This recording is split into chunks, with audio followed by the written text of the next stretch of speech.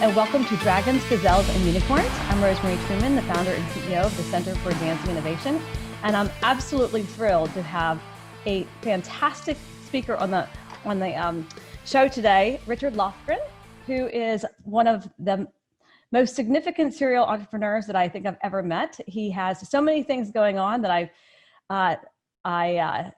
it's incredible to hear his stories about the new things that he's starting. And he is an advisor to Kevin Harrington. And I'm just going to send it over to you, Richard, to give us a little bit of an overview of your illustrious and amazing background. Oh, thank you, Rosie. That's kind of you. Well, it's great to be here on your show.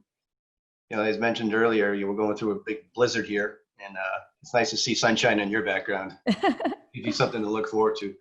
Well, thanks for the kind introduction. I'm flattered. My name is Richard Lofgren. I'm an advisor to Kevin Harrington, the original Shark from Shark Tank. And I own my own consulting company called Optimum Consulting Services here in Buffalo. And what I do basically is I work with just about any type of entrepreneur in any industry, whether it's real estate, construction, robotics, artificial intelligence, augmented reality, smart city projects. I'm a one-man band, and I get approached every day by people that got projects, and I'm well connected. So it's just easy for me to connect the dots, and if you follow me on LinkedIn, my quote is, if you're not LinkedIn, you're linked out, right? So, one of the really neat things I do as an advisor to Kevin is I'm pretty much like a casting director. I'll vet opportunities that come my way by way of introductions on LinkedIn or a phone call from an inventor or an entrepreneur that has an idea for a project, looking for funding, looking to get his product across the finish line. So it's pretty neat to be able to see these opportunities come across my desk, and I vet them out. And then when I see something that's vetted out enough that I can get it over to Kevin, I get it to him, and then he does his thing, right? So it's a pretty cool project opportunities I get, and it's just exciting to be able to help an inventor get a product across the plate. One of my favorite quotes that you have is, "You can reach me 24/7, anytime." You can reach Richard 24/7. He's very accessible. You can. I know. I only work and close deals on days ending in Y, right? So I got a hold to the 24/7 rule. Yes. It's crazy because I talk to people all over the world. So, people will inadvertently call me, and it's like 3:30 in the morning, and they'll forget, oh, I'm in Dubai and you're in Buffalo, right? But, hey, look, as long as I get my 3 to 4 hours of sleep at night, I'm fine, right? So, it's great to be able to help people, no matter what time it is. So what do you think is one of your biggest successes? Give us a story about one of those. Well, I'd have to say, as an engineer, I thought that, I was going to spend my whole life being an engineer and retire, after 40, 50 years. I think that my greatest accomplishment is just being able to, network and being able to surround myself around successful people so that one day I might be successful, right? So I'd have to say networking is my biggest strength, and it's something that I'm most proud of. And what would you say your biggest failure has been? Networking as well. Sometimes you get into the wrong deals, and they turn upside down.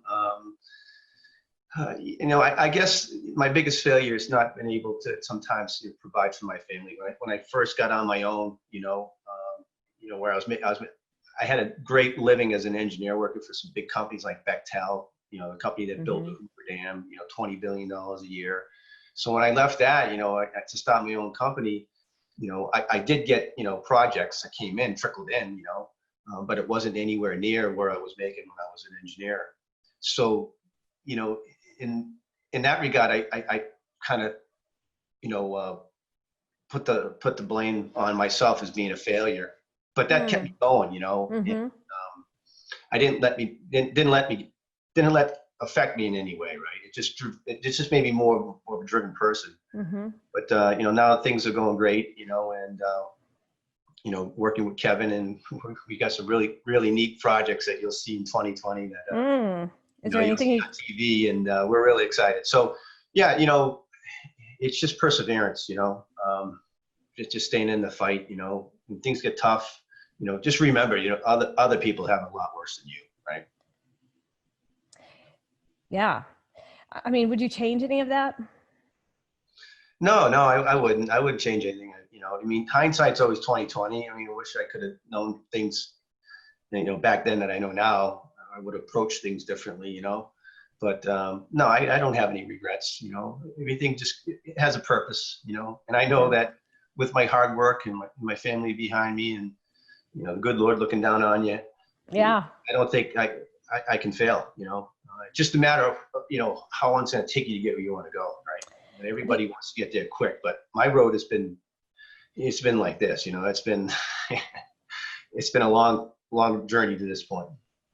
Yeah, actually, I think the angels are all around us. Yesterday, when I was getting on the train in New York, there was a lady who I was looking around, and I've been on that Amtrak train a million times, and she was going in front of me, and she said, "Well, the train is this way. I can see that you're looking for the train." I'm thinking, I know where the train is, but this was very unusual in that the train was 10 minutes early. Have you ever been in Penn Station when the train was early? I've never done it. No, I did that for 2 years, and that never happened. Never happened. And she wanted some money. She said, if I have some money, then I can buy a chicken for my son.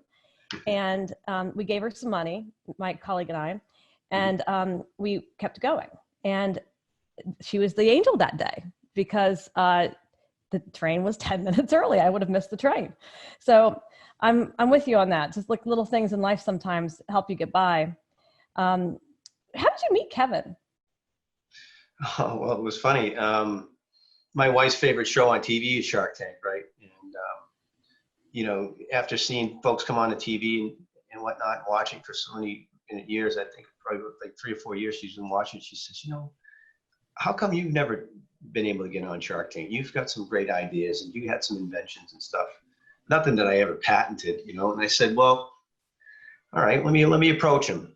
So I said, how do I hook a shark, right? So I knew exactly what he was looking for as far as marketing and projects and things of that nature. So I brought him 2 opportunities. I said, I got these 2 opportunities where I think that they want to use your marketing services, your ability to put things on a global scale, and I think they'll pay you a lot of money per month. And those 2 opportunities were ICOs. They were cryptocurrency projects. Wow. Involving sports. Mm-hmm. And so I made the connection with this gentleman, and the company's name was Sportico and Fan 360. And I said, hey, look, if I can connect you to Kevin Harrington, can I become your advisor? He said, hey, look, you can connect us with Kevin Harrington, write your own ticket. So basically what I did is I made this connection, and then I contacted Kevin, by LinkedIn, and I knew that I wasn't going to speak to him. There's probably somebody, operating his mailbox, and it was his son, Brian. And I said, hey, listen, Brian, my name's Richard, and I've got these 2 opportunities. I got two companies that want to use Kevin Harrington Enterprises. Would you talk to me? Sure. So I made the connection. I set the calls up between the companies and Kevin, and with Kevin's business associate and partner, and they signed the deal. And if you go to Kevin Harrington's profile on LinkedIn, you'll see 2 opportunities on there, Sportico and Fan 360, and that was from me. Wow. And, I never held my hand out and said, hey, look, can I get a cut of that? Can I get a percentage of that? What I wanted to do was just give them something first and make them some money, and hopefully one day I become an advisor. So one day I asked him, I called him up and I said, hey, Kevin, how you doing? He said, Richie, how you doing? I'm doing great. He said, I'm doing fine too, thank you. I said, hey, Kevin, I got a favor for you. He said, sure, what do you want, Richie? I said, hey, all these good things I'm doing for you and everything? He said, yeah. I said, hey, can I become your advisor? And I was ready for the no, right? Yeah. And he said, sure. Oh, fantastic. Oh, wow. I said, this is awesome. I said, so when can I start? And he said, yesterday. And I said, oh, fantastic. I said, hey, would you mind if I put that on my LinkedIn profile, and I'm an advisor to Kevin Harrington, the original Shark and the inventor of the infomercial? And I was ready for the no. And he said, sure. And I'm like, oh, wow. Did you have a list? Did you have a list? Yeah, I go, holy gee, not tell you. I said, this is working out pretty good. And my father always says, hey, look, if you don't ask for something, you don't get it. Right? Yeah. So I said, hey, Kevin. He said, Richie. And I think he was eating like a bag of Cheetos or something. Because Kevin's always eating and working at the same time. And I think he's over the sink like me, right? I think we all do that. I said, hey, Kevin. Yeah, sure. I got one more favor to ask. I said, can you create a video for me that says, hey, I'm your advisor and I do all these good things and I close these deals and, you know, I'm into this, that, and the other thing. And he said, sure. When do you need it? And I said, yesterday. So he went and he created this video for me, and I attach it to my LinkedIn posts, whoever connects with me, and that gives them a flavor on who I am and what I do. And it's been basically a hidden treasure chest for me, because people see that and they tie myself to Kevin and they contact me. And of course, I've got my number out there, right? Yeah. And I don't say 24/7, but you know. Yes. But for you, private emails. Oh, you're a sweetheart. Yeah. So, you know, it just really, the good thing about marketing, and like I said, if you're not linked in, you're linked out, right? Think about it. You make a connection and look at what it can happen, right? If you're good to people, you do some good things, you do something, don't ever hold your hand out. Of course, my wife, my daughter would be the first ones to tell you. They'll yell at me, why, Dad, how come you doing all this stuff? How come you didn't get a contract? And how come you didn't get a commission? And I said, there's a purpose. Yeah. There's a purpose. And look what it did for me. So when people go to, you know, the internet and they Google Kevin Harrington, they find me. And like yesterday, we had 2 deals came through, and one is looking really, really good. It's a device used to hide a plunger in a bathroom. I love it. I need some of those. It turns out that Kevin Harrington's business partner, Steve Mandel, you know, he's good friends with Mike Ditka, who's promoting the product. So coincidence, right? Wow. And, you know, and one of my favorite quotes is by Albert Einstein. It's coincidence is God's way of remaining anonymous. So coincidence happens every day in my life, right? So yeah, that's how I became Kevin Harrington's advisor, because you know, I did something that nobody do, you know, do a deal without getting paid, and it worked out really great for me. And then it's been a blessing to work with Kevin and Steve, his business partner, and Brian, and it's you know, we learn a lot about what they do in their business, and it's just really cool every day to do what I do. Well, I have to tell you, I feel pretty blessed to have met you, because I'm very, very grateful. I just want to tell you that again, that I'm grateful for you connecting me also to Steve Mandel and Kevin Harrington. And as they're going to do a Shark panel at the Investor Forum for the Scale Challenge in Northwest Arkansas on April 3rd. So I'm super excited about that. And hey, so we made the connection. You made the connection. Thank you very much. See, there's.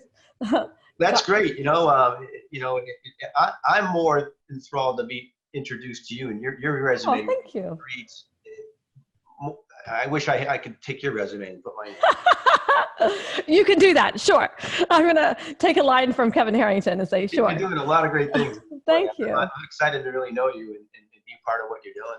Thank you. Well, I'll just let you know. I mean, I'll just give you a little brief of what we're going to be doing this year. Mm-hmm. I'm very, very excited about. We're going to be launching 20 new companies for children's health. It's it's an area that's highly neglected, because, you know, the large companies, they normally develop drugs and devices and diagnostics for adults, and then those are usually used on children off target, off script, and off label, I should say. I mean, that's the way it's normally described, and that causes a lot of deaths because, you know, it's not optimized for children. So, but anyway, thank you. I'm really very, very excited about this new initiative coming up and continuing also on the Scale Challenge for supply chain. Oh, I tell you what, the Scale Challenge is remarkable. And, you know, one of the companies that I advise for, or one of my clients, is Robonaut. And it's a drone technology that I mentioned to you before. It's the only drone in the world capable of multiple deliveries. And the drone will not crash in the event of a rotor failure. So let's picture a 4-rotor drone, you know, coming to your home to deliver a Walmart package, right? Yes, yes, yes, yes. And the vehicle gets hit by a bird strike and takes out a rotor, right?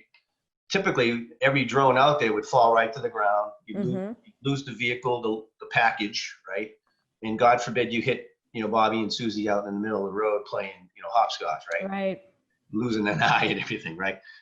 This drone right here, within milliseconds, it morphs into a configuration. It'll move the rotors on the frame of the drone into a pattern to keep the vehicle in the air. And what's great is in harsh conditions, it can make multiple deliveries. So when you do finally see drones come into your home, they'll be one and done, right? So they'll have to come, make a drop, right, and then they'll have to go find their vehicle and get recharged, right? Our drone is the only drone in the world capable of making multiple deliveries. And we're really excited about it. We've got 9 contracts with the military right now. We're waiting on a $2 million contract any day now from the Army. And we're talking with all the universities around to develop pilot programs to one day use our drones to deliver life-saving organs and medical devices. Well, let us know if there's any way we can help. We have, partnership agreements with 120 universities. Oh yeah, no, definitely. Yes, I want to help you. That's amazing. Is the drone self-powered? Yes. Is it piezoelectric or is it solar, or how is it powered? It's self-powered. It's on a battery. Okay, but we're working with other companies right now to be, there'll be hydrogen infused batteries one day where that vehicle keep up in the air longer than half hour, right? If it's tethered, we can fly it all day long, right? Off the back of a Humvee, like the Army programs we have, right? But some of these technologies out there is incredible. Actually, matter of fact, there was one gentleman about 2 weeks ago or so, about a month ago in Virginia, it set the world record for the longest drone in flight. I think he did it for 24 hours, and it was a hydrogen type battery. Hydrogen fuel cell battery. Yeah, so battery technology is definitely going to be, advancing in the upcoming years and stuff. So, but our drone is one of the best ones out there. It's the safest, only one capable of multiple deliveries. So I'm really excited about Robonaut. And what happened was, I got them entered into a competition here called 43 North here. Yes. So it's a startup competition put on by the state of New York. So it attracts businesses here to Buffalo. So I made the connection between Robonaut and Moog, which is a big $2 billion company here, right in East Aurora, New York. Every component every car and every plane you fly in has a component designed by Moog. This stuff went into the space shuttle, the Saturn V rocket that put astronauts on the moon. So I made a relationship with Robonaut and Moog. And then what happened was I got the company to enter this competition, and they were entered along with 560 other competitors across the country. So they got to whittle down to 10, 15 companies, and we did a live pitch back in October. And Parminder Devsi, our CEO, was able to win $500,000. Congratulations! That's awesome. And as a result, now he just relocated from Seattle to Buffalo because winning this competition, you have to come to Buffalo and live out the dream and eat chicken wings for the next 12. So he's here now, relocated here to Buffalo with 43 North. And so it's great to be able to make that connection, make some good relationship between Moog and my former company, Bechtel, because Bechtel's looking to use our drones one day for inspection services, for cell towers and construction projects and surveillance. So I made that big, massive connection too. So everything's starting to fall together, right? Yeah. So that's why if you're not linked in, you're linked out, right? Yeah. It's all about connections. Well, I do have a crazy question. I'm in the market for a car. Should I just wait for this drone? Well, one day in Parminder's live pitch, and you can go to 43north.org, 43north.org, and you can see the winning pitch that he had. He talks about when he opens up on the pitch, he talks about how Airbus will one day take people on drones, right? So it'd be like a vehicle, but with rotors. And so one day you maybe save up for that. Yeah, I mean, I think I'm lighter than a normal package. Most of the packages that Walmart sends out. Yeah. And 43 North, we were very fortunate to have one of our companies win there. OncoLinks, Rob Sinha. Yep. It's really difficult to win there. So. It's extremely. But listen, you got 550. Real quick story. I told Parminder, I said, listen, no, I'm not Nostradamus, but I'm a distant cousin. I said, apply to this 43 North and you win. So when the competition entries was due, I said, did you apply? And he said, no, Rich, you're a 500 plus company. There's no way we're going to get selected. I said, Parmeter, apply and you'll win. Oh my gosh. He didn't listen to me, right? So the following year comes around, right? And I said, hey, Parmeter, 43 North, you're going to apply. He said, Rich, like I said last year, I don't think I'm going to win. I said, Parmeter, just do it. apply. And sorry. So when you know it, I forget all about it, right? And it's always big news here in Buffalo, right? So I called him out on the blue just to check on some things and some connections I made. And he said, I'm here in Buffalo. And I said, well, welcome to Buffalo. I said, how come you didn't tell me? He said, oh, I'm here. They got us into the top, I think it was the top 50. Wow. Oh, wow. I said, Palmer, keep in there, man, because you know what's going to happen. You're going to win. So then he went back to Seattle and then got shortlisted down to the final, like 10, 12 competitors. That's and wonderful. So I was able to go to the live pitch event with him and everything and see him, pitch on stage. And it was so exciting. Oh, yeah. And he ended up winning. It was great to be able to share the stage with him and kick some balloons around and shake hands with all the other winners. But yeah, no, this is a very, very difficult competition to win. You're going up against some of the best startups in the country. Yeah. And when you do win here, it's such a great recognition. A company called ACV Auctions back in 2015 were the $1 million winner of 43 North. They've been evaluated at $1.5 billion now. Wow. Are they still in Buffalo? Yeah. Wow. Yeah, they stayed. Yeah, they stayed. So all those people there, who won that event, look where they're at right now. They're part of a $1.5 billion company. That's amazing. So it's big here, and your competition too, that's a great competition, and you win that, boy, you really can open up a lot of doors and your company will take off. That's amazing. Well, I just want to go back to that, what you were talking about when you first became an entrepreneur. When I became an entrepreneur, I came out of IBM. Yeah. I could be making like 3 times more money. And, it's very difficult. It's really challenging, and you kind of have to persevere and, basically, through connections, through whatever you can do, keep going. And, I ran IBM's innovation strategy practice globally. So I had like the IBM name and I had the IBM resources, and then you become an entrepreneur, and even though you are here, you're not anything when you first become an entrepreneur. Right. How did you keep going? You said you were persistent, you were tenacious. I mean, you're obviously tenacious, but what was the thing that helped you keep going? It's just the way I've always been. I put braces on my teeth when I was 12 years old, had a paper route, right? And it was either you're going to walk around and look like this, or you're going to have good looking teeth. So I chose to get a paper route because my family couldn't afford it. My father had 5 kids and he was a letter carrier. So it was difficult. So I always had to do things on my own. And then when I started running competitively, I did 7 Boston marathons, and every time I ran them, I just had to finish. Everything I do, I have to finish. I think I got that disease where you just gotta, Ben Affleck show there, movie he did, just gotta finish, right? Yeah, gotta. But the entrepreneur in me, it's always been there, right? And I know that if I can just get along, make enough contracts or make enough relationships where I can just feed the family and get by, I know the big deals are coming, and they have, and they're starting to come, right? So it's just hanging in there. I still drive a 2004 Land Cruiser. It's got 327,000 miles. Wow. Oh my gosh. Wow. It's time for me to go buy a new car. My wife's saying, that thing's going to shake apart when you drive these days, But, my thing is I really wanted to get it to 500,000. No, being an entrepreneur is great because you can set your own hours. You can work to, however you want to do. You can be autonomous. You can do this and that. And I've been a part of some big deals, and it's taken, like Robonaut, it's taken 26 months of my time to be where I'm at now. And now that we're gaining a lot of traction, and Parmer's doing a great job of winning work, and I'm trying to get him more.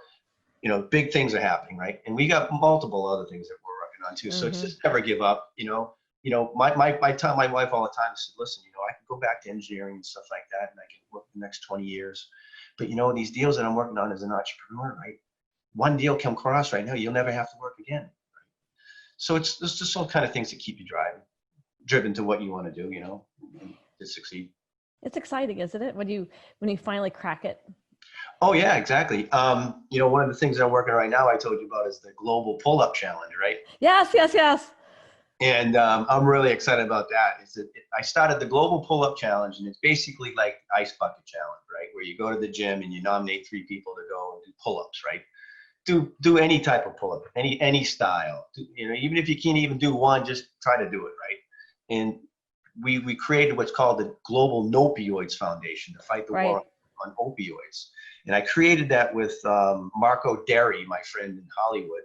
He put together the Jackson 5 family reunion tour. He does all the post and pre-parties of the Oscars.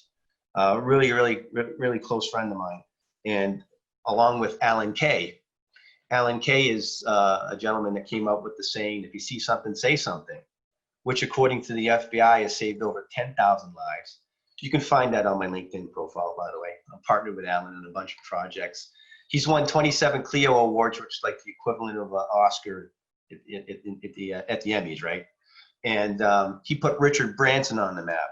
He put Steve Wynn on the map. Wow. And all over it. Richard Branson came to my partner, Alan Kay, one day and says, hey, Alan, yes, I love those commercials you did with Xerox. I need help. What should I do? And Alan said, simply, Richard, sell Virgin Atlantic Records, dump it into your Virgin Atlantic airline, and boom, I'll do some commercials for you, and I'll make you big someday. And he did. So it's great to work with Alan. He's just a great guy, you know. So he come up with the logo for the Global Pull-Up Challenge, and he came up with the idea of no-opioids, right? Just simply put an N in front of opioids, no-opioids, like say no to drugs. So what we're trying to do, we're struggling right now because we're trying to develop the site and get it to the point where we can, you know, find sponsors. Mm-hmm. And I'm really targeting Mark Wahlberg. So if Mark Wahlberg's out there, listen, you can't beat me at pull-ups. Matter of fact, not many people can.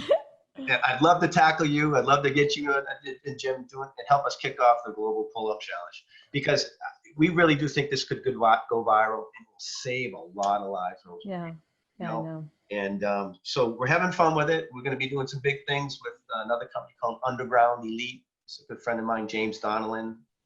He's got a apparel company, and it's going to be like Under Armour. But I think his products are a little more sexier than Under Armour. Oh, wonderful. Really cool, yeah, really cool designs and stuff and cool logos. And he's got a lot of celebrities behind him too. So we're trying to unearth these celebrities to get involved with our pull-up challenge. So James is helping us. But yeah, we got a lot of great, exciting things. And we got a lot of balls in the air. And hopefully we'll, you know, change, impact, and save a lot of lives.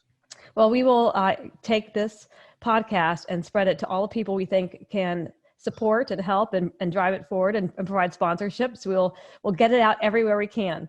No, I really appreciate it, you know, and hey, you know, pull up, you know, a lot of people ask me, why don't you just do like something like the ice bucket challenge where you dump a bucket of ice over your head, right? And I said, think about a challenge.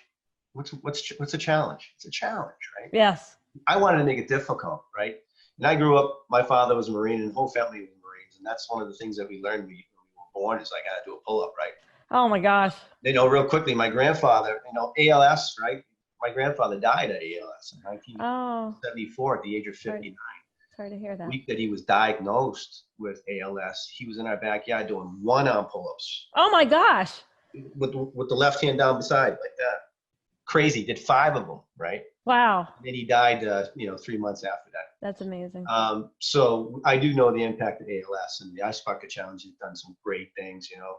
And I was fortunate to even talk to Nancy Frates.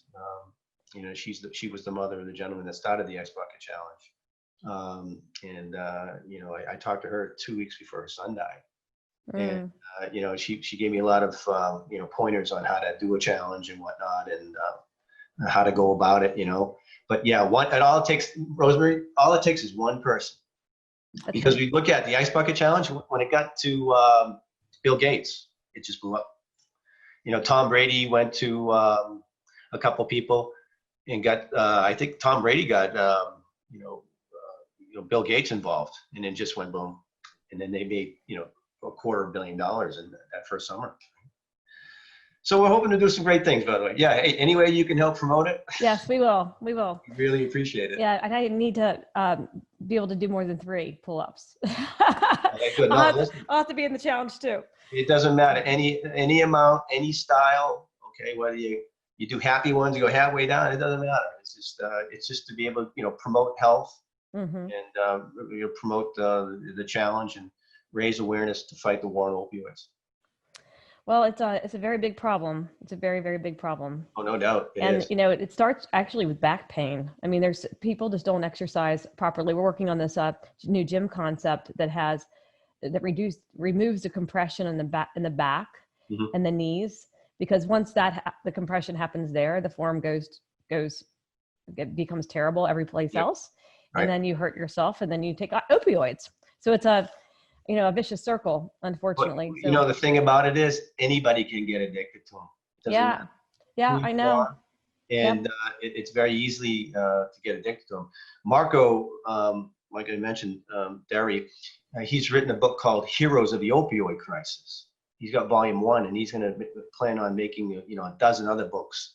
And in those books, it'll showcase like celebrities, athletes who got injured, right? Mm-hmm. And turned to opioids and got addicted, right? Yeah. So there's some great stories that you'll be seeing coming out of these volumes of these Heroes of the Opioid Crisis. Yeah, I mean, you can't help it if you're in pain. When I got my arm broken, I was so fortunate because they gave me all these painkillers. Kept asking me they asked me 8 times every time I went, don't I want some painkillers? And I didn't take any because I don't feel pain really. So, but that's obviously unusual. But I mean, the number of times people offer the painkillers because of the fact that people are not in pain. Yep. It's interesting. There were 6 kids in my family too, and I had a paper route when I was little, and also probably passed each other. We probably did. You feel my customers? Yes. Oh gosh. Now you know. There it is. I used to do whatever they want, like go to the back door, slide it, and just all kinds of crazy things for the newspapers. And also the chairman of my board, Nick D'Onofrio, he also was a newspaper carrier. We should all 3 sit together. Yeah, he's 45 years with IBM, executive vice president at IBM, and just a phenomenal guy. The 3 of us need to get together. And I mean, listen, I used to have a Huffy 10-speed, right? Yeah. And this is a really quick story. And I had the 2 cages on the side, right? So when I delivered the Sunday papers, I'd be driving like this. And then I had my sack around my paper route sack around my neck too, right? Yeah. So it was something to see me go down there. Yeah, it's 70 papers, right? Boom. Oh my gosh. I loved it when my father drove me, because he had the van and I had the door open, and I'd run. He'd follow me around, and I could do the paper route, probably about a half an hour. If I did it by bike, it'd take me just over an hour and a half. So that's how I got to be good at running. Wow. And I remember one day, my father was a handy guy too, Marine, but he was very good with his hands too, right? I said, hey, listen, how can I got this bike, and I got all these 40, 50, 70 papers, right? And it's imbalanced. What can I do to, it hurts my back, He said, well, Dick, you got 500 pounds of paper on you. You got to reduce the strain on your back. So what he did is he welded stirrups. Wow. Women go get a gynecological exam. He took stirrups and put them on my handlebars and tack welded them on. So when I was riding my bike, I'd be like this, right? It took the pressure off my back. Right. And years after that, you'd see all these ultra marathoners, right? Triathlons people, and they'd have their rest on the handlebars, right? Mm-hmm. And I told my father, I said, you remember when you did that? He goes, yep. That's our first invention, right? And so, we never did anything with it, but it came from my father. Wow. I was right on there like that, and I was like, wow, it was corny looking, but that bike, held up, and it did the job, right? Yes. I didn't even know what those things were until I got older. I'm like, wow, this is too funny. But yeah, paper route it really defines you as a person, right? And my daughter, used to sell lemonade out here in the street, and and then she got tired of that, so then she started going around people's houses and cleaning their mailboxes. Windex and paper towels. Uh-huh. Coming back with $40, and I'm like, wow. Oh, that's great. But How yeah, old no, what's that? How old is she when she did Oh, my that? daughter's 19 now, but when Yeah. she was 12 or so, she'd do all sorts of things for money. Yeah, I did too. I used to go door to door and just say, do you need your bathtub scrubbed? Do you need what do you need done? Or I would recommend something like, well, Oh, wow. this front door, That's a good one. I can really help you with this front door. This front door has, bird poop on it and everything else. And I am certain I can get it very clean and shiny as well. Yeah. And then I'd go home and I'd ask my mom how I'm going to pull it off, because my mom had all kinds of, she knows how to paint anything. So Yeah. I would get these little gigs. Yes. I was an early entrepreneur as well. I think we all were. Yeah. So it's fun to watch. It was fun to watch her grow up, and she, people come to neighbors and say, "Wow, she's pretty. She's an entrepreneur." I said, "Yeah." I said, "Who comes up with the idea of cleaning mailboxes, right?" That's a great idea. Mine right now, and it's dirty. It needs to be cleaned. So I'm gonna have to go tell her she comes home. She needs to clean it for me. It's funny. Just a quick story about my mom too. So my mom started teaching piano lessons since she was 14.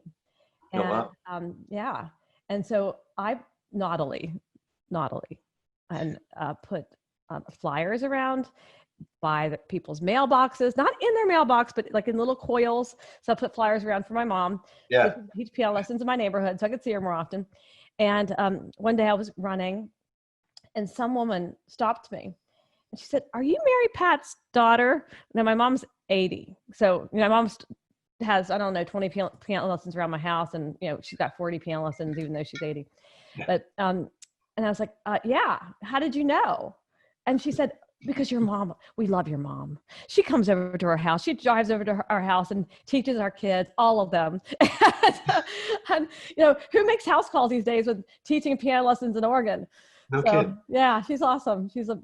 And of course I have to always save a stack of things that need to be fixed at my house, because she helps me with all those things. And, these are our little hobbies. But, well, yeah, she's amazing. I'm very, very fortunate. So I think that's where I got it from. Yeah. Oh, sure. Can you give us an inkling about what's going to be coming up in the future here for you? Can you give us a little bit of insight about any exciting new announcements or a little teaser? Well, one of the things that Alan and I and Marco and James have been working on is we're going to be opening up like an entertainment center. It's like a interactive entertainment complex. And what we want to do at that location is one day do like live esport gaming events, drone racing. Right? Oh, cool. I got a drone, right? Yes. And we want to do like a live pitch of like entrepreneurs in college. So instead of calling it like Shark Tank, we're going to call it Goldfish Bowl. I love it. And we're going to be going to universities and colleges across the country one day, hoping to bring together, a number of entrepreneurs who have finished patented products or ideas that want to pitch to a panel of 4 or 5 multi-billionaires. I've got exciting. 3 that are, wow, we really like what you're doing, Rich. This is something that, I would like to get involved with. And I've got an executive producer who was involved in a Shark Tank style show in the past, interested in maybe perhaps becoming our executive director. So this That's is exciting. still what's that? That's really exciting.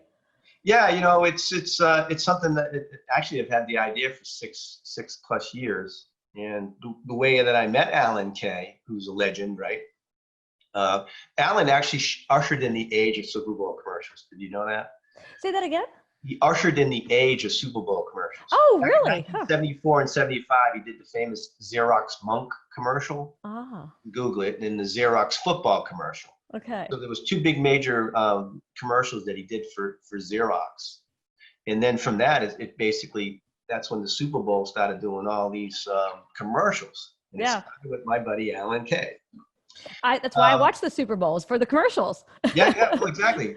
And if you go through my posts on LinkedIn, you'll see a couple of them that I put on there. You got to go down like 3-4 months ago, but you'll find them. They're funny as oh heck. And Yeah. I remember watching them in 1974, 75. I was like 6-7 years old, and we just laughing our pants off.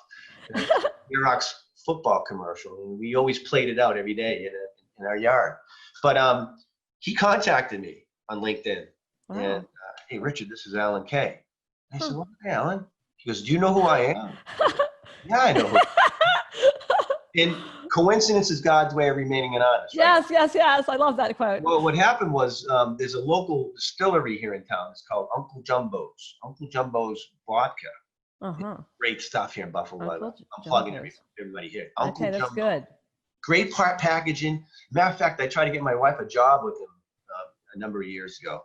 And I saw on LinkedIn that he had a comment, this guy, Alan Kay. And I know who Alan Kay was before that, right? I said, can that be the Alan Kay that made Richard Branson and did the famous Steve Wynn commercial standing on top of the hotel in Las Vegas? I clicked on it and I got his profile. Dang, that's him. And then what I did was I sent him I think I sent him a connection request.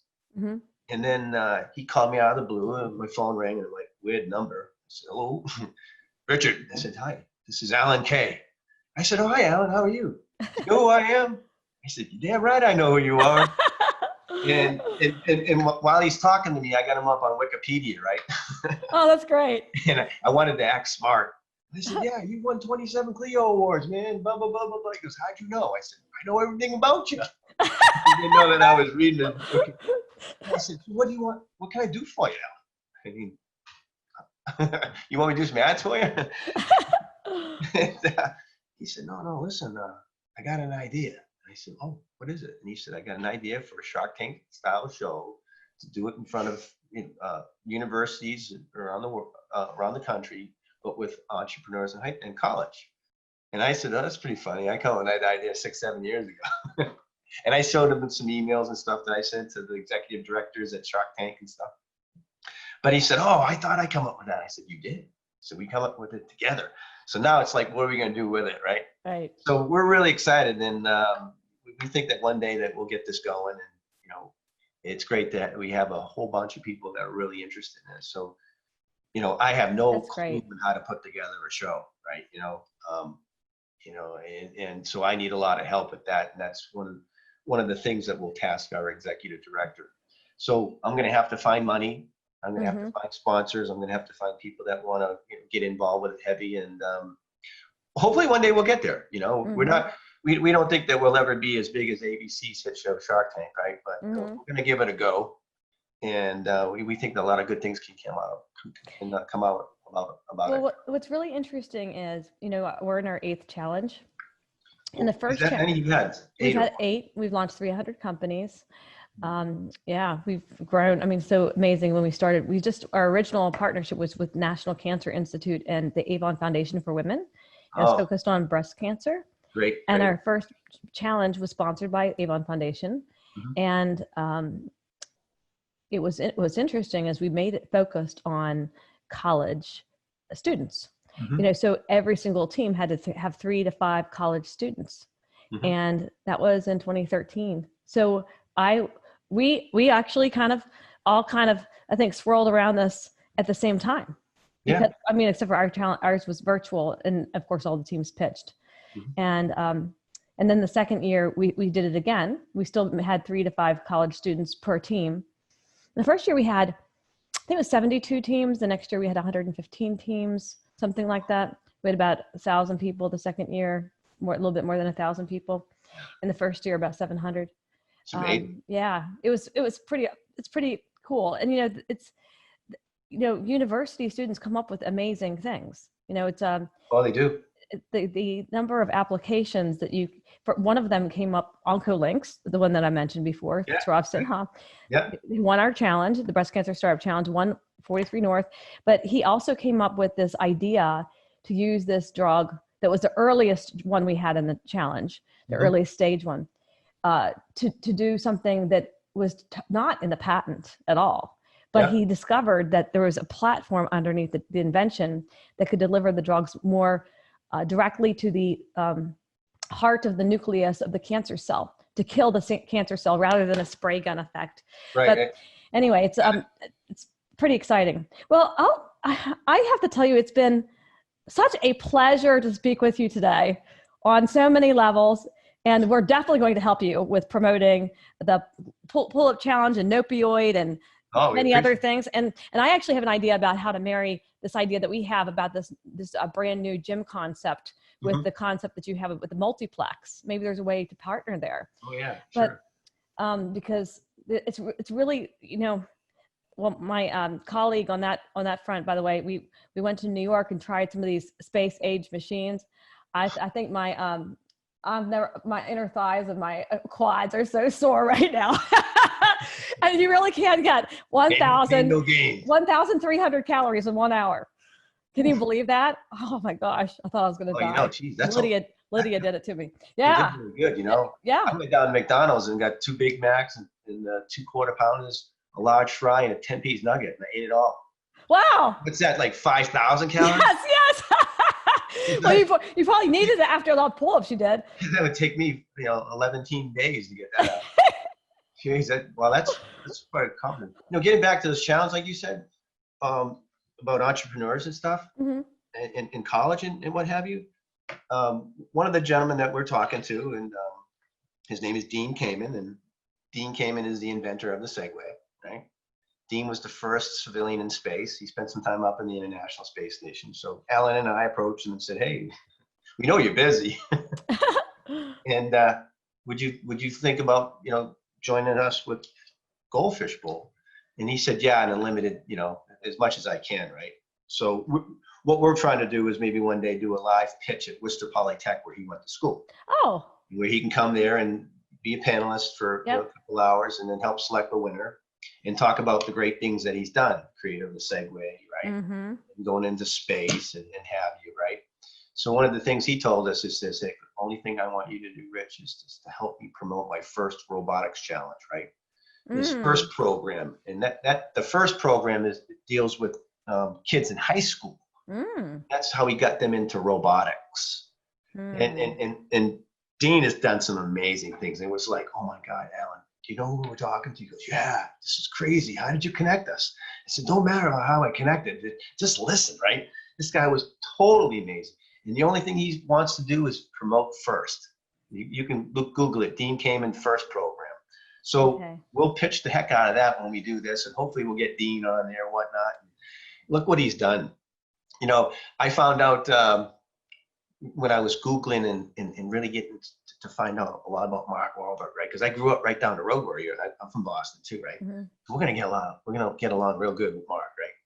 And when Mark started in what was it, Transformers, his first movie he did for Transformers, when you go to where his name was Cade, I think in the movie, you go to his workshop, and when he opened up the barn door, all these little robots running around and flying around and stuff, those were robots that Dean Kamen's kids had built. Oh my gosh. And they showed up on Transformer movie. That's incredible. It's so cool. I mean, coincidence is God's way of remaining none. Yes. So Mark and I have a lot to talk about. Yeah, that's going to be the headline for this. Yes.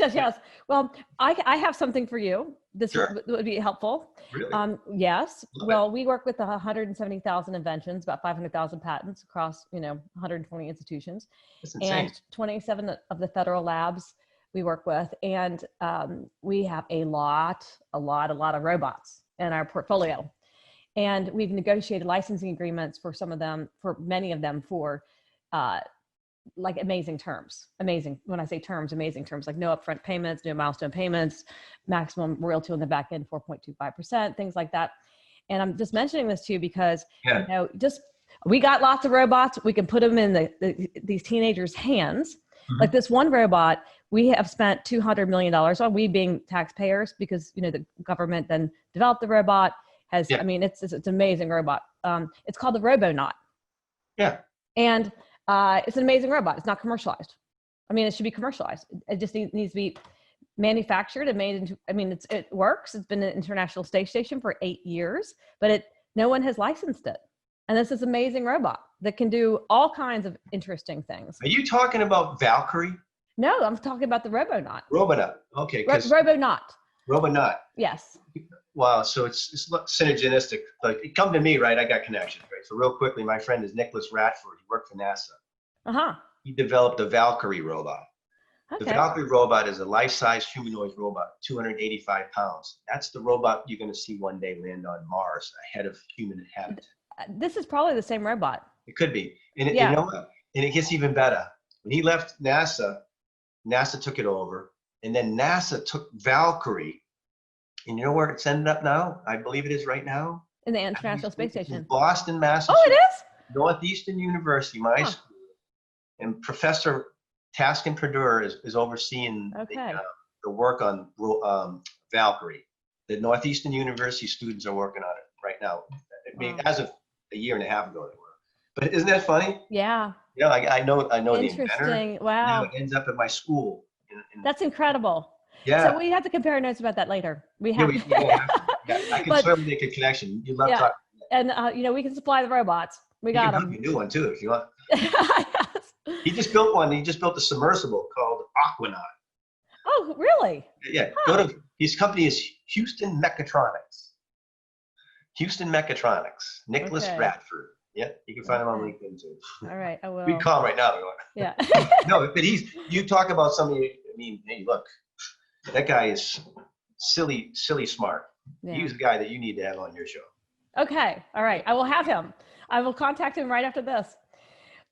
You know, Richard, it has been, I have like 1,000 little notes here that we'll have to have a sequel to this, maybe 5 or 10. But what was the last piece of advice that you would leave with people, the listeners today? Always be good to people. You know, try to help people out, right? Even though you might not get something in return, because someday you will get something in return, right? People remember. Case in point, look, I hooked a shark, right? And I'm good friends with him. Yeah. And it was great to meet him in Tampa back about 2 years ago too, you know, when I was in town. But you know, I wasn't looking for anything at the time, you know, and then I said, well, I helped him out. Maybe you can help me out, right? Yeah. Because if you remember the words of Zig Ziglar, the famous salesman, right? Rosemary, you can have everything in life you ever wanted by helping enough people get what they want. And coincidence is God's way of remaining anonymous, right? That's one of the pillars that Kevin Harrington stands on. Zig Ziglar. You can have everything you want in life by helping enough people get what they want. So every day I preach that to myself and to others that I know, you know. Always remember, one person, one event can change your life. Okay? One person, one event can change your life. One connection. And I tell everybody, hey, look, if you're not LinkedIn, you're linked out. So get on LinkedIn and showcase yourself, because there's going to be one person out there that sees you and say, wow, I want to work with this person, right? Yeah. And if that opportunity comes, take it, you know? Even if you don't know anything about that opportunity, like Richard Branson says, right? Take it and learn it later. Yeah. And follow up, right? Always follow up. People write me on LinkedIn all the time. I got to be on top of that. Oh, you do. I mean, I got a whole list of things. All this right here. These are all follow-ups today. Oh. Yeah. You're like me. I write them all down every day. Oh, I got. You see, if I turn this camera, you're like, oh my God, this guy is. I've got databases of 40,000 people, phone numbers, and this and that, and always following up. But yeah, if you don't follow up, follow through, chances are, you're gonna miss the opportunity, right? So, but just be kind in everything you do. Be genuine. I try to help as many people as I can. It's going to pay dividends. Definitely. Well, Richard, I have to tell you again, I'm repeating myself, but I'm extremely grateful for your time today. Oh, quit flattering me. Oh, no, you're amazing. You're phenomenal, fabulous. I'm sorry that sometimes my wife probably yell at me as we hang up. She says, you just ramble. And I said, well, that's just a passion, And I always tell people, it's just like, I'm an engineer. So if you ask an engineer what time it is, he teaches you how to build a watch. So that's why my stories are so long. Oh, that's great. Fantastic. Well, I'm looking forward to the sequel. We're going to help you out. I want to make sure that everybody knows about Nopioid and the Global Pull-Up Challenge. We're going to put that in the show notes. We're going to market the bejeebers out of it. And we'll make sure that the coincidence quote is at the forefront of this podcast. And thank you for your wonderful advice. Every day I wake up and I think about the things I'm grateful for, and I'm certainly going to be thinking about this podcast for a very long time. Come on. You're going to flatter me. I'm going to fall off the chair. Thank you. No, thank you. It's been a pleasure to be on your show, and I'm flattered to be on it. I wish you guys all the success in the world. You're doing some great things. You're a champion. Keep up the great work. Thank you, Richard. I appreciate it. You have a good rest of your day. Take care. You too. Okay. Take care now. Thanks. Bye-bye. Bye-bye.